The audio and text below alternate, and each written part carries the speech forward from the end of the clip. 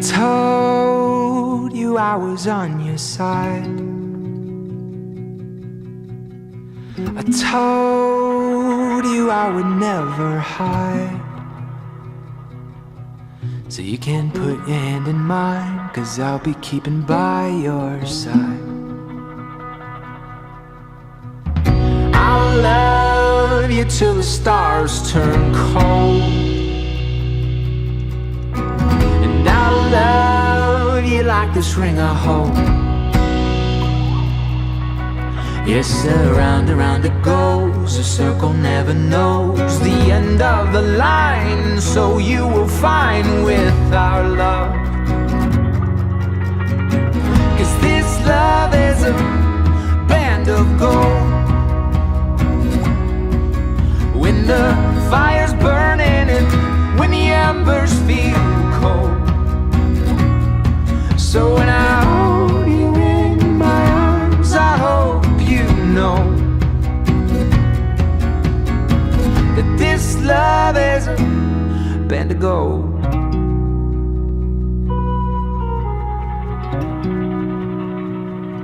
Hello and welcome to the Goldberry Artisans podcast. This is a podcast all about knitting and about learning as you go and being okay with making mistakes. My name is Emily. I'm coming to you from the beautiful state of Maine. And in this podcast I talk about what I'm knitting, what I want to be knitting, and every once in a while a couple of other crafts will pop up. And I'm just about trying to do that on a budget because I'm a college student, so that's important. So it has been a little while since I have recorded a podcast. The fall semester, school semester started up again, and life has just gotten so much crazier because of that. I'm working part-time and full-time classes. So I have gotten some knitting done because I've been working on some simple projects that I can do while I'm reading. And I've been trying to be a little bit more active on Instagram, both regular posts and Instagram stories, since I haven't been able to upload a podcast. So if you just sort of want to keep up with me a little bit in between podcasts and you're on Instagram, then you can find me there as Goldberry Artisans. But today is Sunday, September 10th, and I accomplished more homework than I thought I would yesterday, so I didn't really have as much to do today, so I snagged a few minutes to record a podcast episode. And it was also partly prompted by yesterday I went to a big craft fair. I live close to Portland, Maine, and a farm. There's this place called Smiling Hill Farm in sort of just outside of Portland, and you can go and see the animals and stuff. But on this particular day, they had a craft fair yesterday, and so I went with my mom and a few of my sisters, and we're walking around, looking at all the different things, and we're walking by this one particular booth, and the woman behind the booth looked at me and started coming around. She was the vendor, and she started coming around to talk to me. And she looked at me and said, "Do you have a knitting podcast?" I was like, "Yeah, I do." And she's like, "Oh, you're Emily, right?" So it was Judy, who turns out she watches this podcast. So hi, Judy. It was so much fun to meet you yesterday. And I never ever thought that I would meet anybody who actually watched my podcast. And I can't even tell you how happy that made me. It was just so cool that I was just at this craft fair, and lo and behold, there's someone who watches my podcast.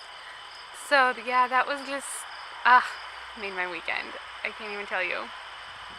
So that was so fun. I don't have any pictures or videos or anything from the craft fair. I'm the worst.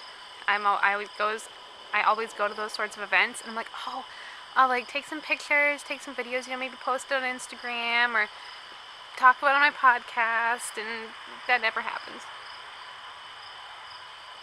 But it was a lot of fun, and I hope, and they've done this, somehow I didn't know about it, but this is something that they do every year, so hopefully I'll make it back next year as well.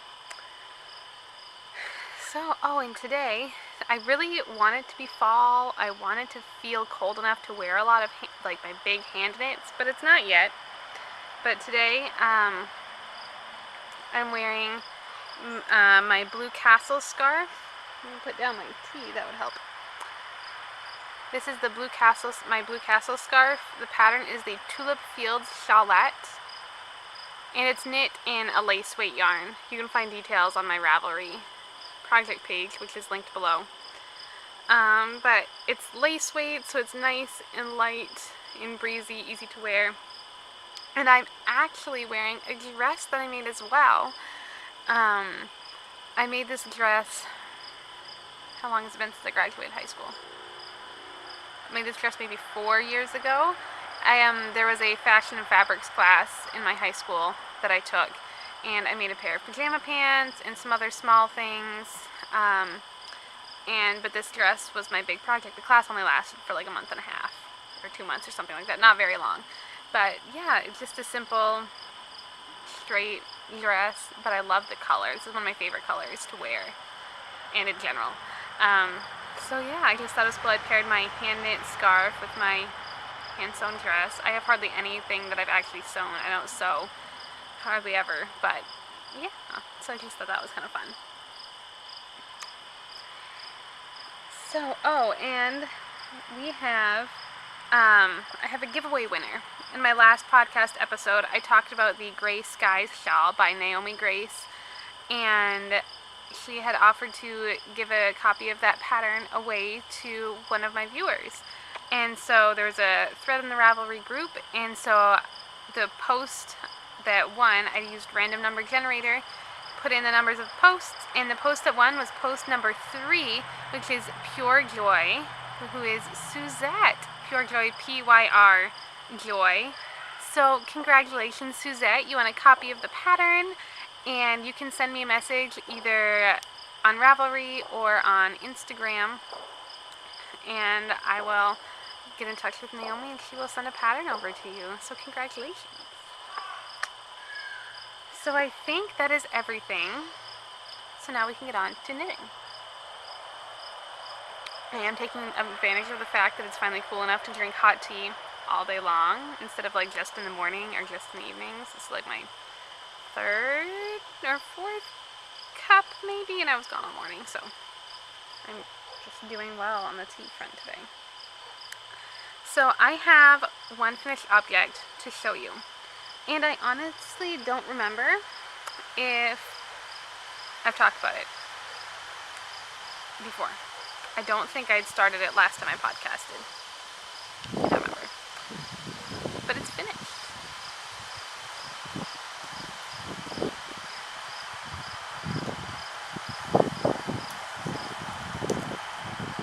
Hoping you can see it all because I'm covering my face. This is the Apple Hill Shawl by Allie Danielle.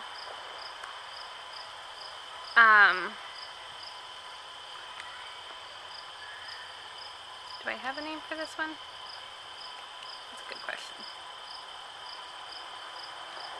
I did not have time to write out show notes today, so it's flying by the seat of my pants.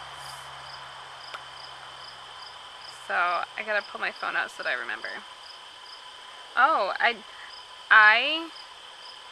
because this is a knitting while homework was happening shawl, I don't even have a project page for this on Ravelry yet, and I do not have a name. But it is gorgeous. I bought this pattern earlier this year when Allie first released it, and I am in love with this. I knit it using Swan's Island fingering, and I don't remember exactly the name of the colorway, but it was dyed with indigo, so it definitely stained my hands while I was working with it, but I actually kind of liked it. I thought it was cool. And so many people would see it on my hands and be like, what is that? What is all over your hands? Then I could talk to them about how, well, because it's dyed with a natural fiber, or not, it's a natural fiber, yes, but it's dyed naturally with indigo. Yeah, this knit up so incredibly quickly. I still need to block it, which will help open up this lace pattern a bit, but even still, it's a gorgeous pattern. It's already pretty open. And that was so good. I wove in the ends right away. I haven't cut them yet.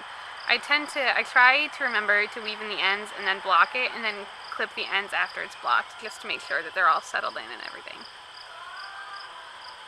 But the pattern was extremely easy. After the first couple of repeats, I didn't even need to look at the chart anymore. The pattern does have written and charted instructions for the stitches. And I love how this edging is like a seed stitch grid, which I think is really cool because then it doesn't pull in too much, but it's still a nice way to finish off the pattern. And the cast off that I used, it was an elastic bind off tutorial that I found on the Sweet Georgia website. I'll have it linked in my show notes, which you can find at goldberryartisans.com. So here you can see that it does have a fairly good amount of stretch, but it doesn't flare out. In the past, when I've done, when I've wanted to make sure that I had a stretchy bind off, I've either done Jenny's surprisingly stretchy bind off, which I like for knitting socks toe up when I need to make sure that top is going to be nice and stretchy, that the cuff will be stretchy. But it does tend to flare on things that are not going to be pulled tight when they're worn. And this shawl, this is not going to be being pulled tight while it's being worn. Or I've done Elizabeth Zimmerman's sewn bind off, but I was not about to do a sewn bind off on a shawl. It takes me long enough to do that when I've done it before on like fingerless mittens. This was not about to happen. So I did some research, found a tutorial on Sweet Georgia yarns. So yeah, and I'm super, like, look at how well that stretches. But it's not, it doesn't flare. It looks good. It looks just like a normal bind off. So yeah, I was super happy with that bind off. Yeah, here, I'll take this one off. And I definitely want to block this, not only to open up the lace pattern, but also to help just sort of wash the yarn. I did wash the yarn before I started using it, but I'd rather not have a blue neck every single time I wear it. So, and this is probably how I will style it most often. Let me a little better. Yeah, typically I style shawls in this way, just like a bandana. Bigger shawls I will sometimes just drape around me, but for this one, this is definitely how it will be worn. But I love how you can see this edging pattern when it's worn like this. I like that you can really see that. So yeah, now I want to keep this one on. Maybe I'll just keep this one on for now. So this is my only finished object. I have another project that I'm working on that these could be finished if I actually was like applying myself to working on them, which I definitely have not been. So these are my summer twilight socks. The pattern is the Rose City Rollers, and the yarn is West Yorkshire Spinners Signature 4-ply in the Wood Pigeon colorway. So obviously the first sock is completed, and I am about to start the toe decreases on this sock. And I think the stripes actually match up, which I have never yet succeeded to do in a pair of socks. They're off a little bit, but they're mostly matched up. So yeah, nothing much to say about these. Super easy pattern. The next project I'm going to talk about has been consuming all my knitting attention and love lately. And plus, with these socks, because I know they're quick knit, I don't want to bring them with me anywhere where I'm going to have time to knit. 2 days, well, I take classes on my school's campus 4 days a week. I commute. It takes me like 40 minutes to get in there. Sadly, I have to drive, so I cannot knit. Otherwise, that would be a lot of knitting time in a week. But I go in 4 days a week for afternoon classes, and then 2 of those days I have like an hour-and-a-half break between my afternoon class, and then I have an evening class. So I'll go to the library and do homework, and so I like to have a project with me so I can knit while I read like I do at home. but because I've been so close to being done these, I didn't want this to be the project that I brought with me because I wanted to have something to knit the whole time. So, and I knit in class one day last week. The classroom that we were in was more of like a amphitheater style, I guess, like where the seats are at an angle. And so the professor couldn't see my hands, so I knit kind of under the desk. Oops. I have knit in class before with other professors, but I typically will wait until they get to know me a little better, because I don't want to sound like I'm like, oh, I'm so amazing. But I've typically done very well in school, and I like to think that I do a good job of paying attention and participating in class, and so I normally like to wait a little while so the professor gets to know me, sees that, okay, I'm not a slacker who's just bored, that I do pay attention, I do my work, and I can knit and still get my work done. But anyway, those are my Dust and Ashes Dust and Ashes. Guess I have the song from the Broadway musical, The Great Comet. Apparently I have it stuck in my head. So this project has been consuming all of my love lately. I'm going to insert a picture of the yarn that I'm using. The yarn skeined up, because this yarn is amazing, and the yarn is why I'm totally in love with this project. The yarn is from the Woolen Homestead, owned by Tiffany, who also has the Woolen Homestead knitting podcast on YouTube. The yarn is called My Favorite Color is October. So basically has, as you can see in the picture, a nice bright green, purple, orangey, tan, yellowy color. And as soon as Tiffany, I'm behind on all knitting podcasts right now because of school. And so I was watching one of Tiffany's episodes a little while ago and saw her showing off this yarn that was going to be in her shop update. And so I went right over, but it was all sold out because the episode was 2 weeks old. And so I sent her a message. I was like, are you gonna, I want to make sure that I have this yarn because I love it so much. And so she has been putting it in her shop updates, but it's selling out fairly quickly. And she just released a new colorway called Sweater Weather. Oh my goodness, Tiffany, I want all of your yarn. I love that colorway too.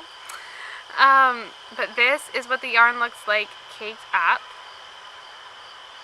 So I'm gonna move over. The sun is moving and is making funny shadows.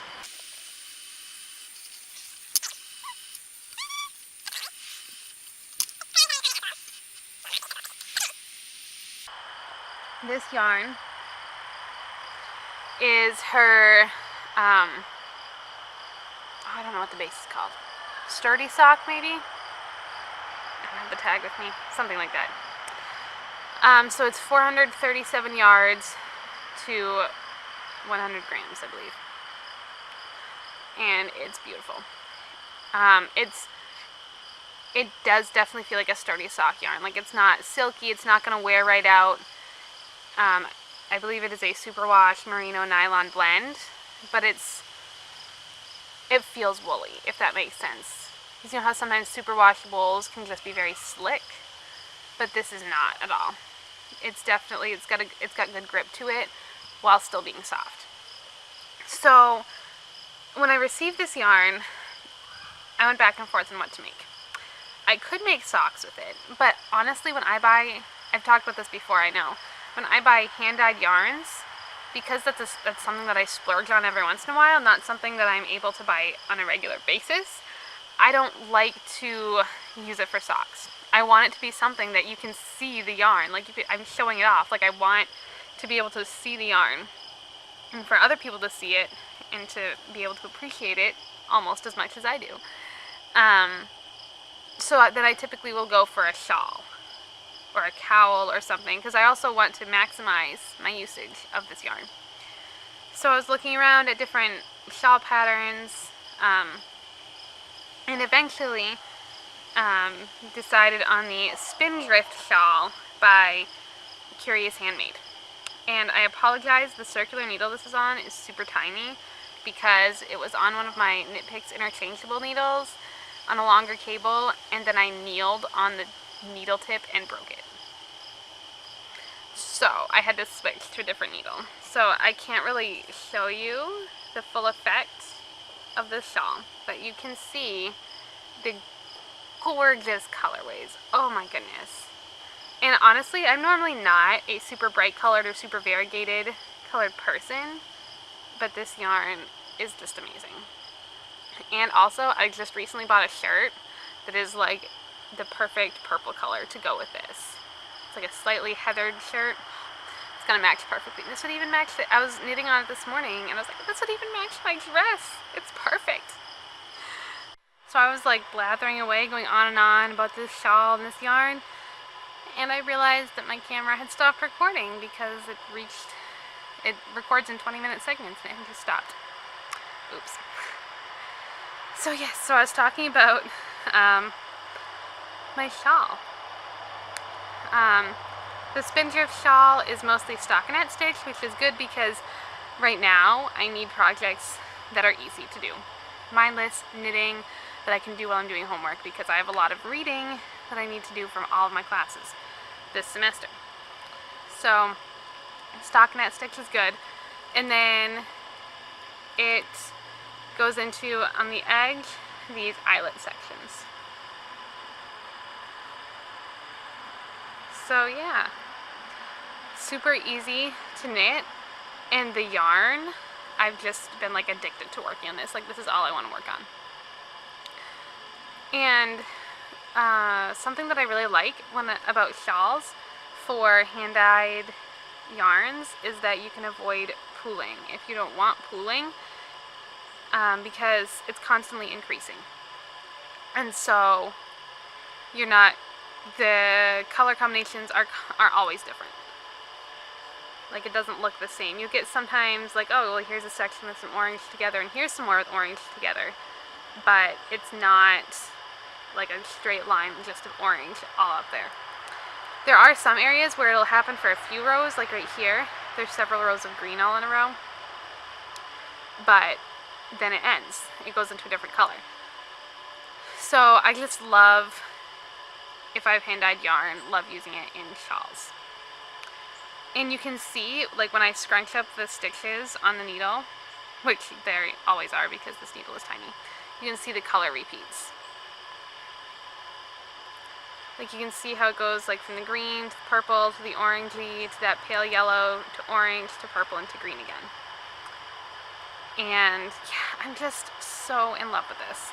And I'm entering this in Tiffany's My Favorite Color is October Knit Along. So you don't have to use her yarn for this specific yarn for the knit along. You can use any yarn, but you'll get double entries if you use her yarn, but you can just knit anything fall related, shawl, socks, whatever, and you can enter your works in progress. If you've started it before the cal deadline, you can still enter it. It's a very open-ended cal. So yeah, I am just in love with this yarn. It even smells like sleepy. I love it. Have I said enough times that I love fall and I just want fall to officially completely arrive? So yeah, I just totally am in love with this project. And I love the speckles. Like, there are the dark purple speckles throughout, which I just love. And Tiffany, I want just like a sweater out of this, you know? I just love your yarn. I love it. So that's the project that has been mostly what I've been working on lately. I feel like the past few projects I've made, this shawl and this one, I've been being more monogamous lately with my knitting, which might partly be because of school. I just have a project that's my go-to. I don't know, and maybe for shawls, I found that for me, I just need to keep my momentum going, because typically with shawls, you cast on a small amount of stitches, and then you just keep increasing and increasing, and then you bind them all off. So I think with other projects, you get less and less stitches, or your stitch count stays the same for most of the project. Like, you knit a hat, it gets smaller the closer you get to the end. If you knit a sweater bottom up, then the pieces get smaller. But that's not the way with shawls, so I think for me, I just like to keep my momentum going while I'm still like really excited and in love with it, so that it doesn't end up sitting in the bottom of my basket forever. So I just like to keep going when I'm first really excited about it. Not that I don't have many projects that I have disliked, but when you know how it is, you get kind of bored of it. You've been working on it for a long time, you get a little bored, and so you move on to a new project. So with shawls, I found it's good to just keep my momentum going. I have a project that I just started yesterday. I finally caved. I gave in. And I started a mitered square blanket. I know, it's like everybody makes one, or has one they're working on, or something. But I finally gave in and started one. I'm just following if you look up on Ravelry, the Coziest Memories, I believe is what it's called, by Kemper Ray. I'm just doing exactly how she wrote it up in her little pattern. It's free, which is basically you cast on, like you start with 46 stitches and decrease into the corner, and then pick up some stitches, pick up 23, cast on 23, and decrease. So some of the yarn is scraps that I had. I don't have that many, but weirdly, the ones that I do have, it's like a fairly good amount, because I found that when I knit socks, I don't need a whole 100-gram skein of sock yarn to make socks. I might use like between like 65, 70, 75 grams or something like that, so I end up with a fairly good amount left over, but it's not really enough to make anything else.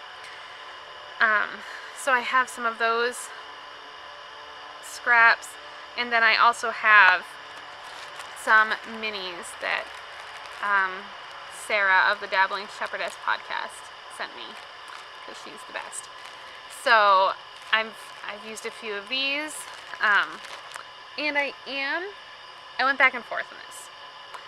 I've seen some people who don't keep track at all of what yarns they're using, and then there's other people like Tiffany of the Woolen Homestead. She has a whole notebook devoted to her Cozy Memories blanket, and she has little samples of the yarn and writes about like just what the yarn is. But I knew that for me personally, that's too involved. This needs to be an easy project. I think this is going to be my doing homework at home project, where it just sits beside my desk and I can just pull it out. So what I'm doing is I just have a little sketch, and if I make more squares, I'll just continue that top row on the other side of the paper. But I just write down like what the yarn is, the colorway if I know it or remember it, and then if the yarn was given to me by somebody. So yeah, that's just how I'm keeping track. Super easy to do. And I am also kind of weaving in my ends as I go. So find one's easier to see. So like here. So I had done this maroon square, and then I picked up the stitches and cast on stitches for this square. And so what I did on the first or the second row, I went, like when you go to knit a stitch, I would just pull the ends up over it and knit the stitch like normal, and then put the yarns over my working yarn again, put the ends over the working yarn to just kind of carry it along.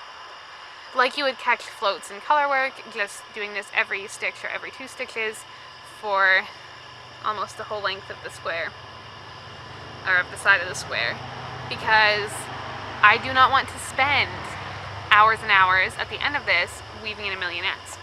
So, and that's not the most secure way to weave in ends. That's not the way that I typically would weave in my ends. But I'm not worried about them coming undone, because every single end is either in a cast-on knot or in a knot from the bind-off. So I'm not worried about it coming unraveled or anything. So that's what I'm doing. And then I just have my little progress keeper on here. This is from, oh shoot, the Gnome Knitter, I believe, is where I got a little set of like tea time progress keepers, which are so cute. And I have this on here just to help me remember which side is the right side of the project, so I remember what side to do the decreases on. And then I'll also be I'll keep it on here now that I have it pretty established which side is the right side. It's easy to tell once you have a few squares down. Because since I'm weaving in the ends, it's super easy to tell that this is the wrong side. And now I'm going to use this just to mark, oh, this is the last square I talked about on my podcast. So yeah, I debated about starting one of these for forever, but I finally did. So this yarn is Koigu Painter's Palette Premium Merino, I believe is, I just put PPPM on my little sketch here. And it's the color 335P. I actually bought this while my family was on vacation last year, and I used it in a brioche hat, and so I had a bit left over. If I could have, like, everything in my life be these three colors, I would be completely happy and okay with that. This is Cascade Heritage, fingering weight yarn. I don't remember what the colorway is. This is Brooklyn Tweed Loft. Again, forgot the colorway. But it is interesting how, you know, both of these yarns are classified as fingering weight, but this one is smaller. I love how you can feel all the different textures in this. This is some unknown yarn, but it was given to me along with some other sock yarns. This is Hazel Knits in the Tropical Sunset colorway. It's from Sarah. This is Knit Pick Stroll. Don't remember what the colorway name is. And this Mozzarella, don't know how to say that, yarn in the Blueberry Caramel Explosion colorway. And this one's also from Sarah. I love this colorway too. It's gorgeous.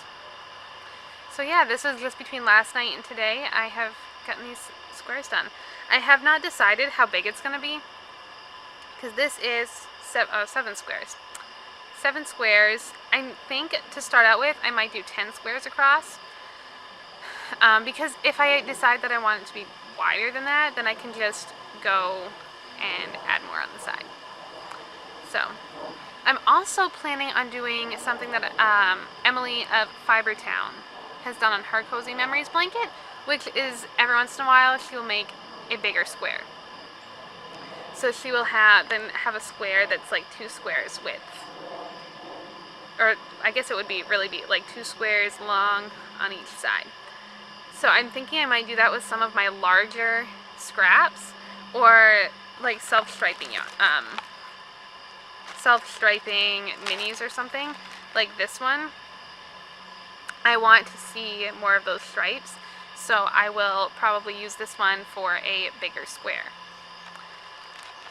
which I just think that'll be fun, a fun way to use up the slightly larger scraps and also some of those self-striping scraps.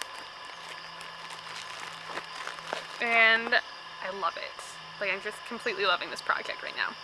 So easy, mindless, but I love, like, you can sit down and knit a few squares and you kind of feel like you've accomplished something, but at the same time I feel like this is going to be my go-to comfort project. Like, if I ever get into like a rut where I don't know what to knit, I don't have another project ready, I'm not really loving or excited about what I'm working on at the moment, then I feel like this will be like my go-to. And I'm trying not to overthink where I put the yarns, because by the time it's done, I know that I won't really care about what ones are right next to each other, because there's going to be rows and rows and rows. So I'm trying, like, this is not a color combination I would normally put together, but I was like, I have to force myself in the first row to just put colors next to each other. But seriously, these 3 colors, ugh, I just want my life to be in these colors. So yeah, that is my Cozy Memories blanket. I don't have anything fancy that I'm keeping in, I just have a shoebox. I'll be looking around in the next little while to see if I can find a nice box or bag or something to keep them in. And I am knitting them on double pointed needles, and then I just like stick them in here, because if I have all 46 stitches on one double pointed needle, that's like, if they're all spread out, they would come off the ends. But I tuck them into this double pointed needle cozy this is from Woodsy and Wild on Etsy. My needles, these are not my go-to sock needles.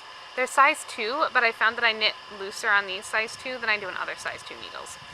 So, because they're wooden, and typically I use metal needles for socks. But these are Knit Pro, I believe. I don't remember exactly what type of needle they are. But they're beautiful. That's why I bought them, because they're that gorgeous red color.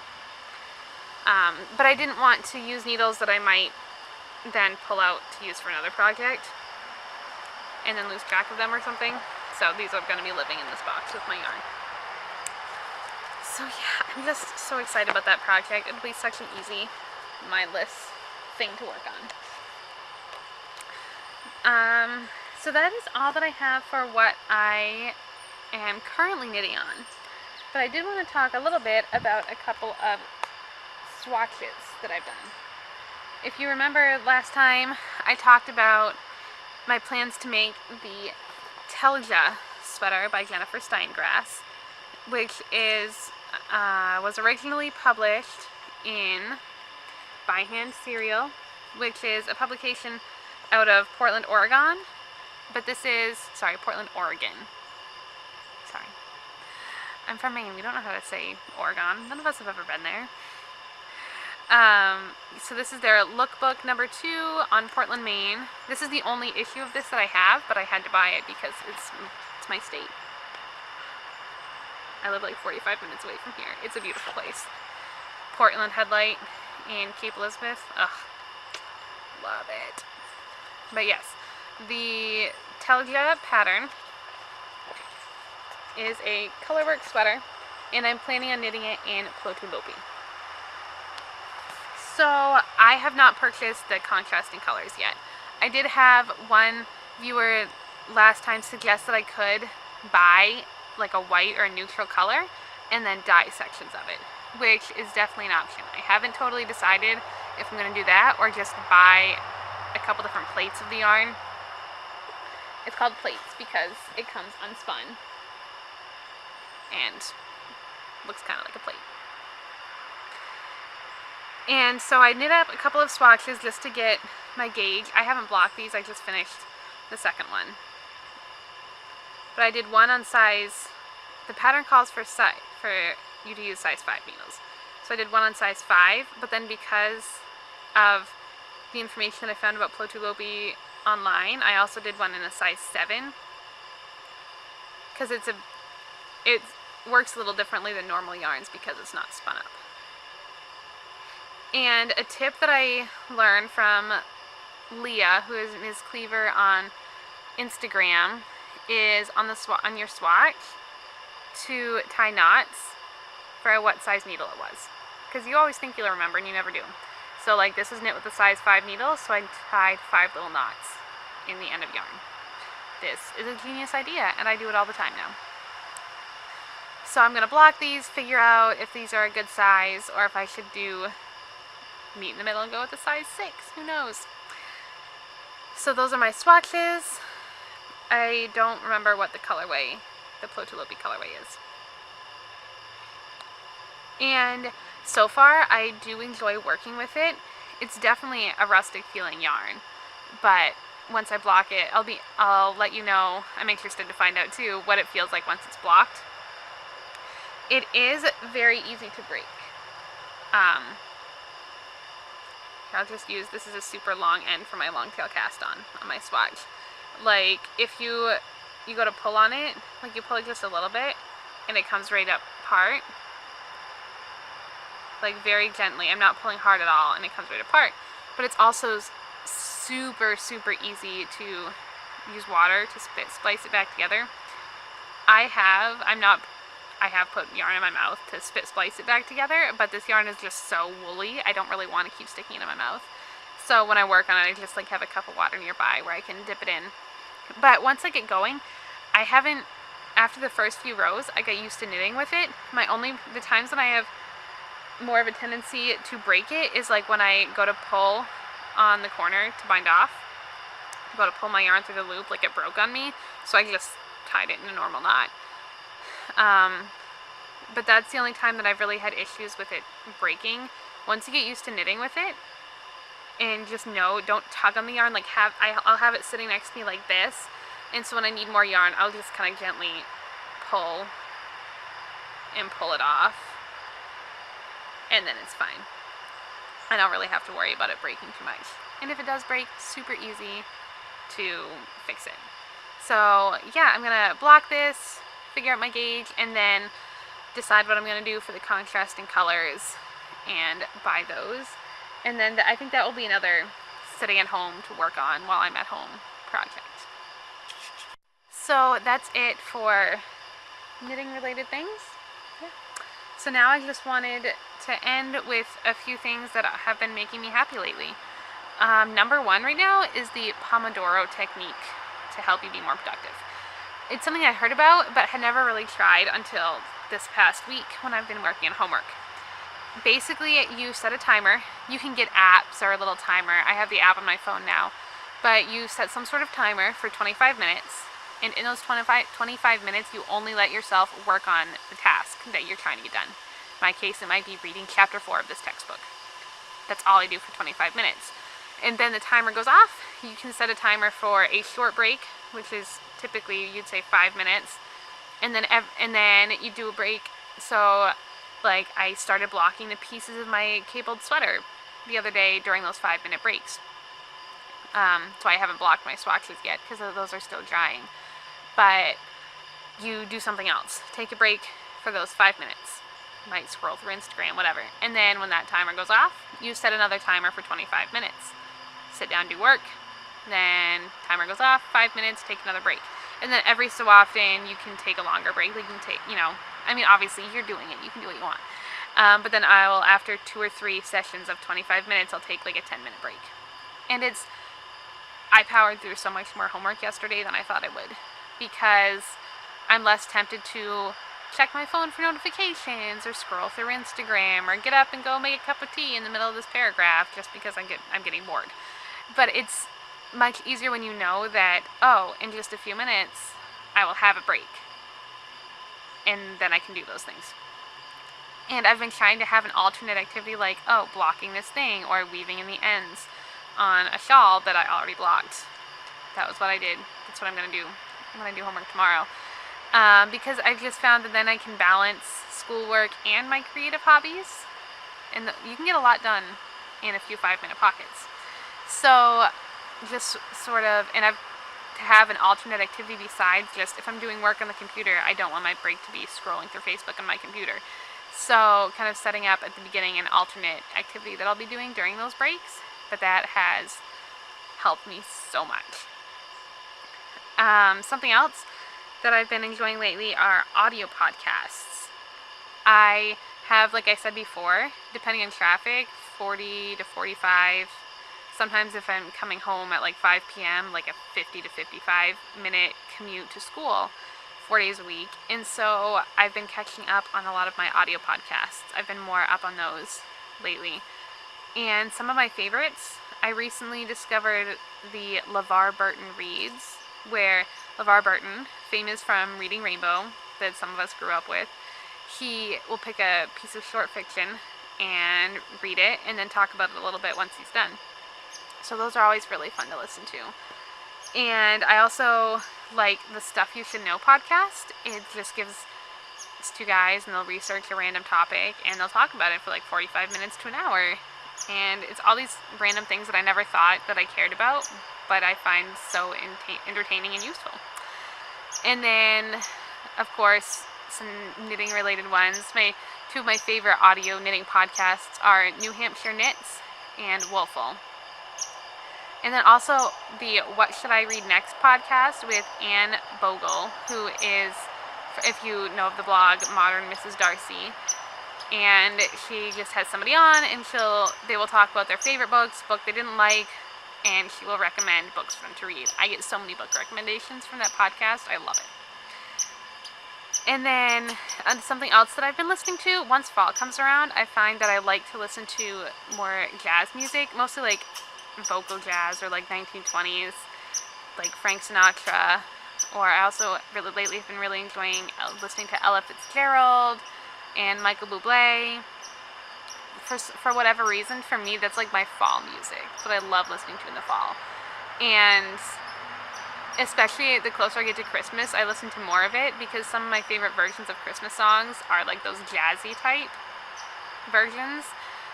But I try not to let myself listen to Christmas music too early because I don't want to get tired of it. Even though I know I probably won't. But I try, just wait till at least, November. Wait till November. And so I just listen to a lot of jazz music. And then something that I will snack on while I am driving to school are tomato and basil wheat thins. Those are delicious. I love wheat thins anyway, but then somebody recommended the tomato and basil ones, and I never tried any of the flavored ones because what is that combination? Like, why would I eat that? They are delicious, especially with some cheese on them. Those are good. Oh, see my banana sticker? I was eating banana while I was getting ready for this podcast, and I was outside, didn't have a trash can handy, so there's my banana sticker. But yeah, this turned out a little longer than I anticipated that it would be. But it's been a while, so that makes sense. So yeah, that is everything. Thank you for joining me and sticking with me. I cannot guarantee how many podcast episodes I'll get up this fall. Just hopefully once October is done, I'll have a bit more time, because one of the courses that I'm taking is an accelerated course where basically they take like the 14-week semester worth of work and cram it into 7 weeks. So it's double the amount of work, but then it's over. So yeah, I will be done that class late October, so hopefully my course load will get a little easier, a little more time. But again, check my Instagram if you want to know what I've been working on and see what I'm doing. So yeah, until I see you next time, I hope that you are finding time to be creative no matter how busy your schedule is, and that you are learning from your mistakes. Bye.